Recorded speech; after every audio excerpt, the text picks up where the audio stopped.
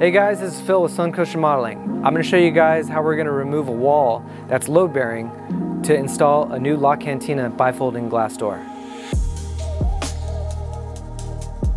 So if you're going to knock down a wall, you need to determine whether it's load bearing or not. If the wall is load bearing, then you'll need to put up a temporary wall. As you see behind me, you have a top plate and a bottom plate and studs along the middle, and that's going to carry the load of the roof or the second floor that you have above.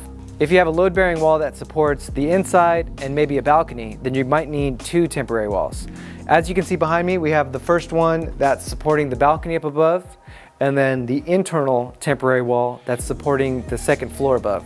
So in order to remove a load-bearing wall, you'll need to involve a structural engineer. And in this case, our structural engineer has recommended the size and dimension of our posts, our beam, what type of beam, and then the type of hardware we're going to use for the install. So basically, when you're doing anything structural like removing a wall, you'll need to have a designer draw plans of your existing wall, what they're proposed to remove, and then an engineer will also need to sign off on your plans. Once you have an engineer and a set of plans, you can submit that to the city for your building permit.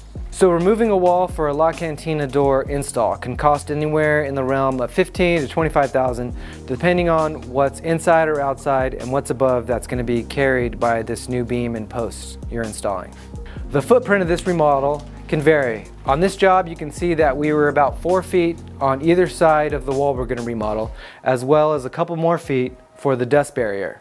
As a homeowner, a way you can prepare for this remodel is to basically get all of your belongings from the living room, kitchen, or whatever walls you have surrounding the wall out of there temporarily so that we can put up our temporary wall and our dust shield. So in the existing wall, you're going to see a lot of existing framing members. This is sufficient to hold the weight of the upstairs floor. But our task is to do the same amount of load-bearing weight but removing all these internal framing members. So what we're going to do is put up posts and a beam that's going to take the place of all of these internal framing members. So you're going to want to make sure that your engineer is involved and they're going to calculate the right size beam and posts to carry that weight. The reason these external load-bearing walls are so expensive to remove is because there's a lot at stake and there's a lot of liability that's in place of the general contractor. Well guys, thanks for watching. Please stay tuned for our next update on this current project we've been working on.